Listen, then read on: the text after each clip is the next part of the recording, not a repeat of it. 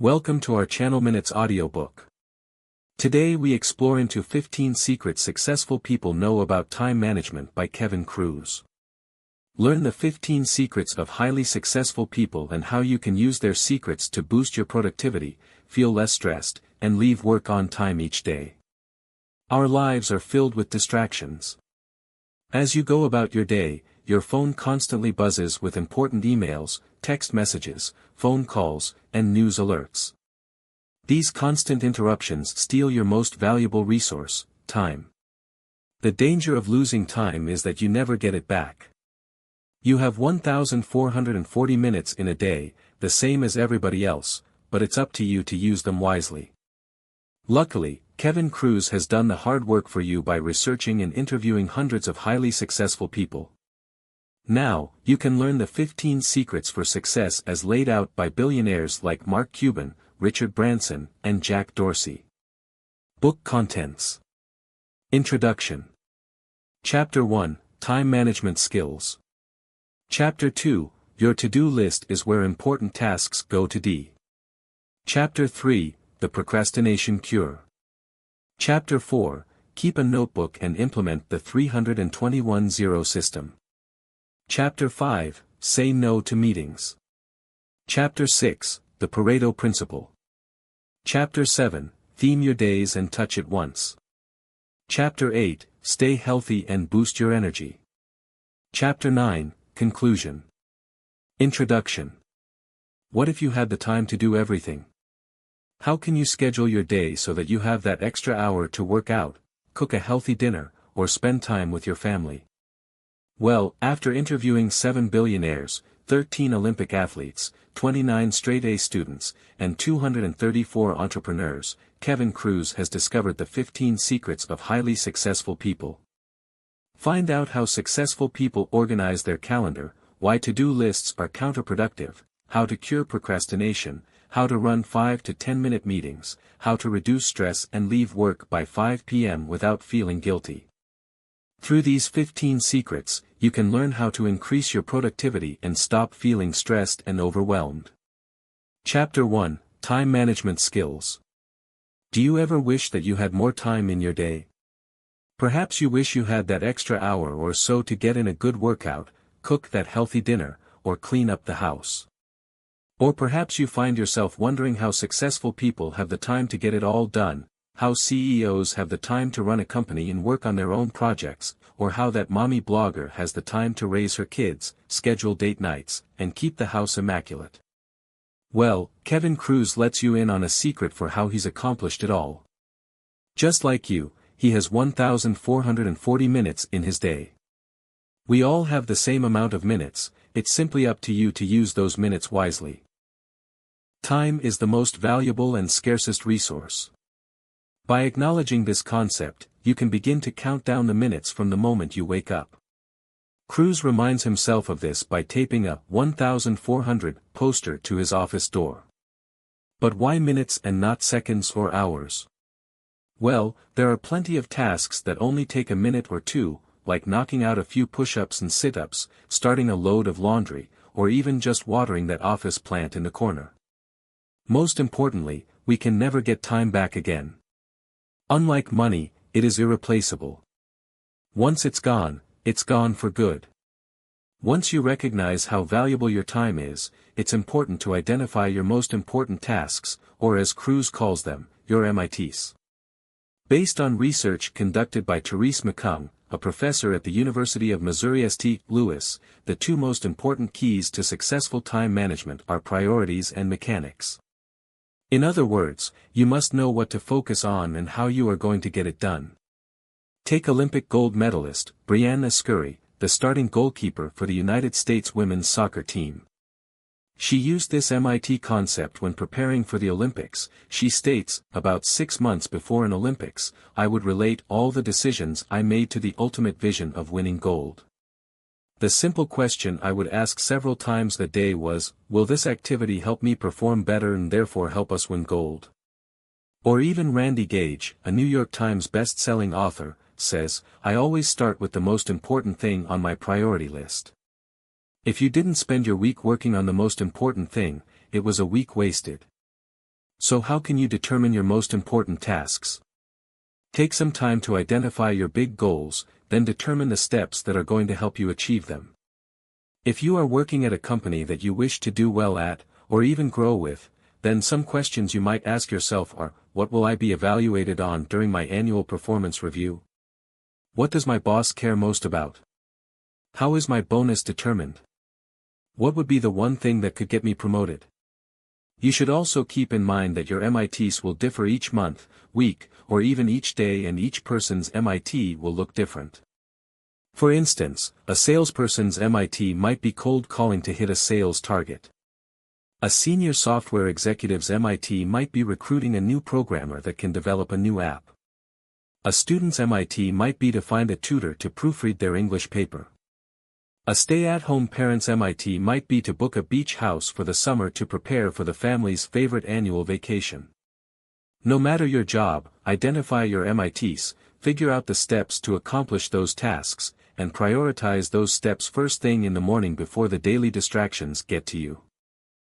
Time is the most valuable and scarcest resource. By acknowledging this concept, you can begin to count down the minutes from the moment you wake up. Kruse reminds himself of this by taping a 1,400 poster to his office door. But why minutes and not seconds or hours? Well, there are plenty of tasks that only take a minute or two, like knocking out a few push-ups and sit-ups, starting a load of laundry, or even just watering that office plant in the corner. Most importantly, we can never get time back again. Unlike money, it is irreplaceable. Once it's gone for good. Once you recognize how valuable your time is, it's important to identify your most important tasks, or as Kruse calls them, your MITs. Based on research conducted by Therese McCung, a professor at the University of Missouri St. Louis, the two most important keys to successful time management are priorities and mechanics.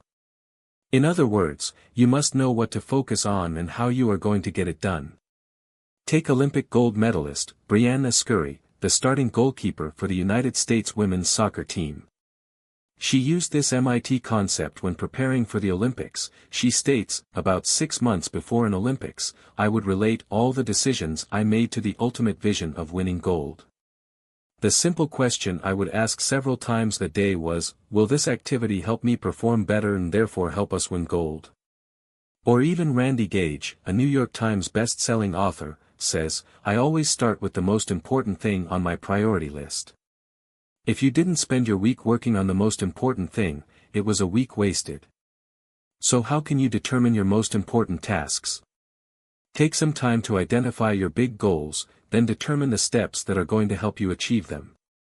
If you are working at a company that you wish to do well at, or even grow with, then some questions you might ask yourself are, what will I be evaluated on during my annual performance review? What does my boss care most about? How is my bonus determined? What would be the one thing that could get me promoted? You should also keep in mind that your MITs will differ each month, week, or even each day, and each person's MIT will look different. For instance, a salesperson's MIT might be cold calling to hit a sales target. A senior software executive's MIT might be recruiting a new programmer that can develop a new app. A student's MIT might be to find a tutor to proofread their English paper. A stay-at-home parent's MIT might be to book a beach house for the summer to prepare for the family's favorite annual vacation.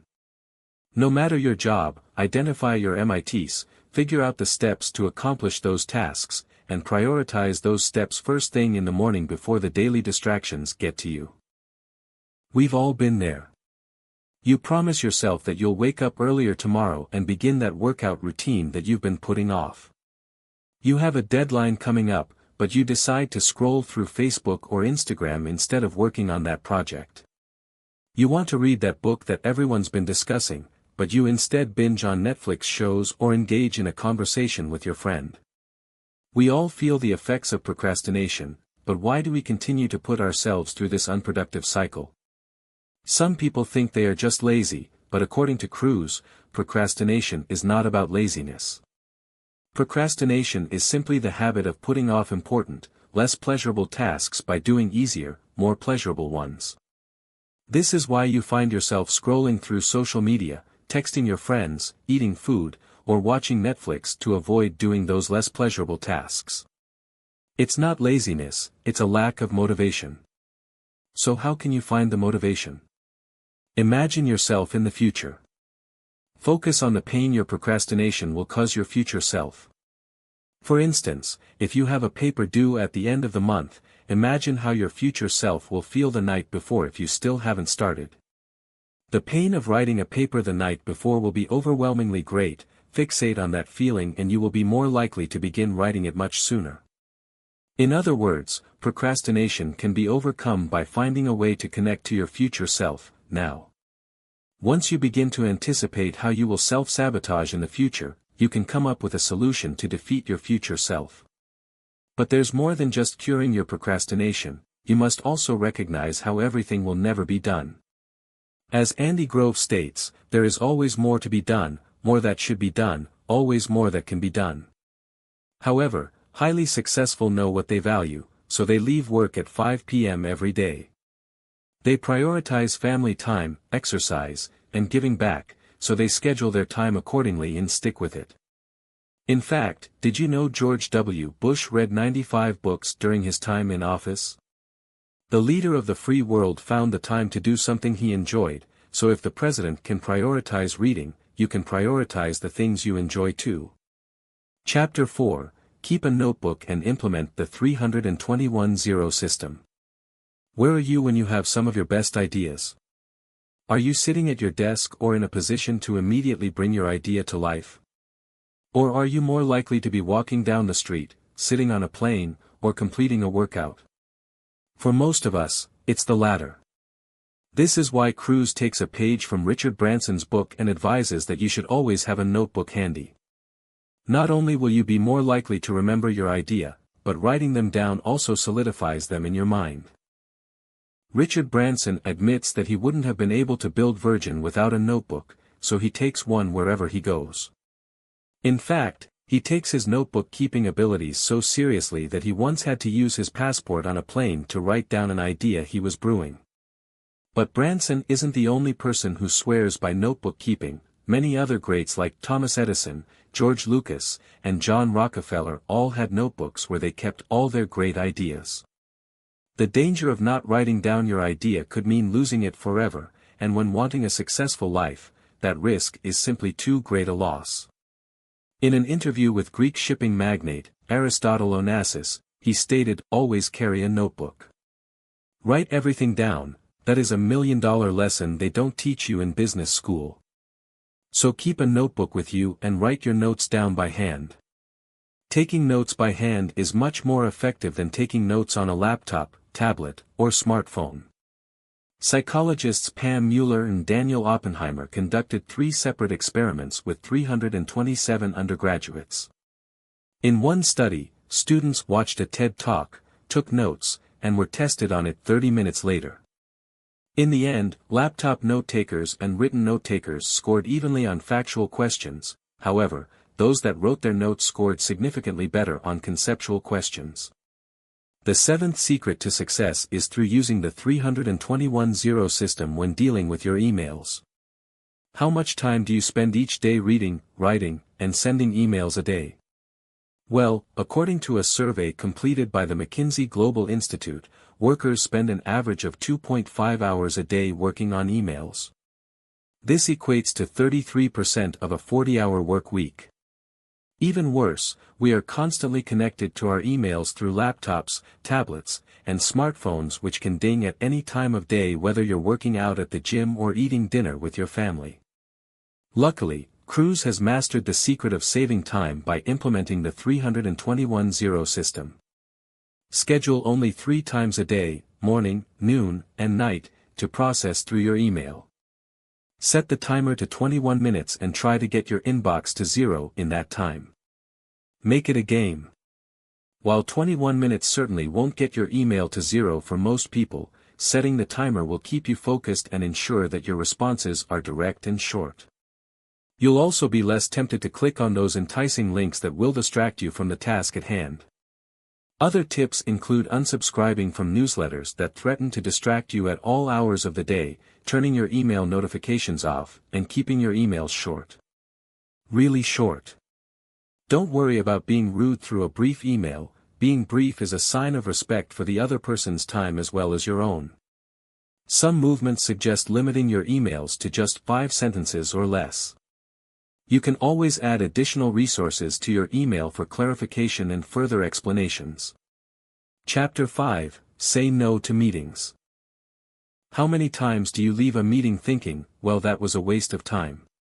It happens, and many places of work tend to fall into this trap of scheduling meetings for the sake of touching base and scheduling a meeting.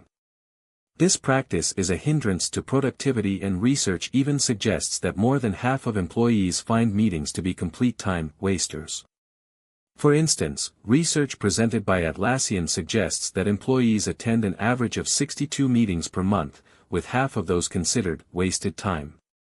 Additionally, a survey conducted by Microsoft among 38,000 employees in 200 countries suggested that people spend 5.6 hours each week in meetings. 69% of participants considered the meetings to be not productive. So why are meetings such a waste of time? Well, Kruse offers 2 reasons for this phenomenon.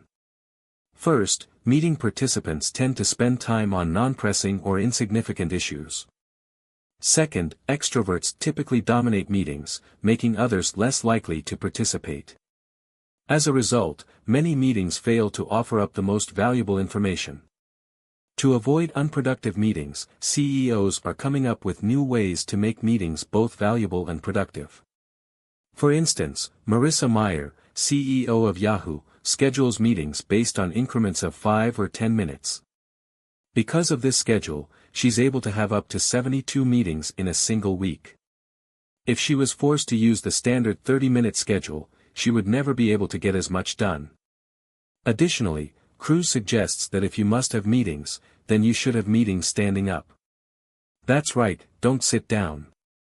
Sitting is the new smoking. Sitting for too long is not only hazardous to our health, but it also leads to longer meetings. Take a walk with someone, anything to get the blood flowing, but don't sit down. Researchers at Washington University found that meetings in which participants stand up result in better collaboration, less attachment to ideas, higher levels of engagement, and more effective problem solving. Some successful people who have implemented long walking meetings include Steve Jobs, Mark Zuckerberg, Richard Branson, and Jack Dorsey. When Kruse interviewed billionaire Mark Cuban, his best productivity advice was, never take meetings unless someone is writing a check. Kruse recognizes that meetings are notorious time killers. They start late, have the wrong people in them, meander in their topics, and run long. You should get out of meetings whenever you can, hold fewer of them yourself, and if you do run a meeting, keep it short. Remember that time is money, so in addition to keeping meetings to a minimum, you should also learn how and when to say no. Billionaire Warren Buffett once said, "The difference between successful people and very successful people is that very successful people say no to almost everything." James Altucher colorfully added that, if something is not a hell yeah, then it's a no. Not only will you waste less time on someone else's goal, but you'll also achieve your goals faster.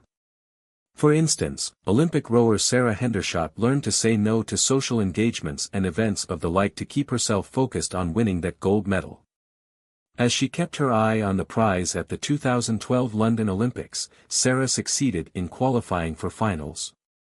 Remember that you only 1,440 minutes in a day, don't give them away easily. Chapter 6, The Pareto Principle. What if the Pareto Principle could get rid of 80% of your work? It might sound too good to be true, but by using the 80-20 rule, you can do just that. The concept comes from the Italian philosopher and economist Vilfredo Federico Tommaso Pareto.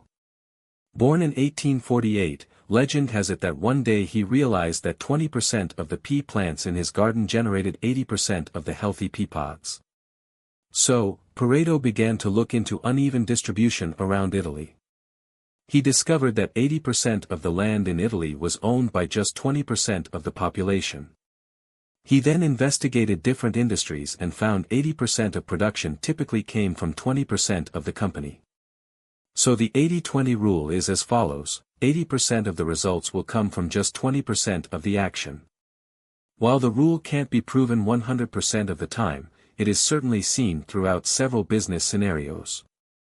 For instance, 20% of the sales reps generate 80% of the sales.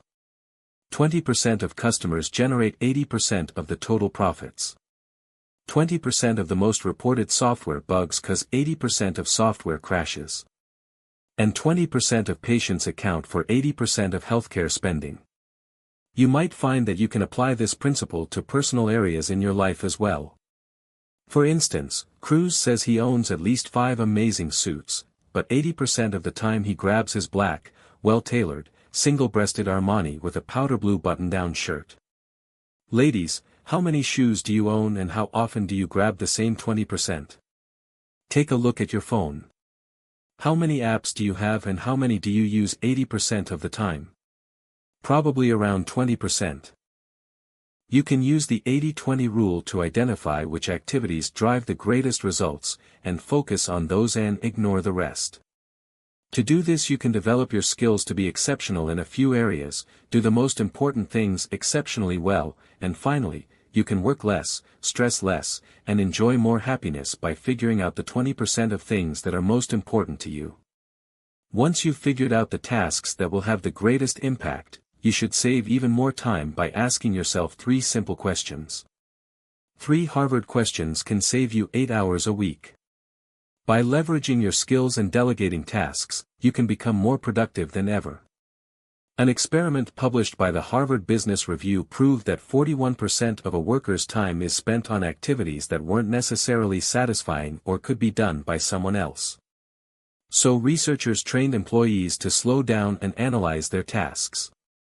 They taught them to recognize if they could, break, drop. What could I drop?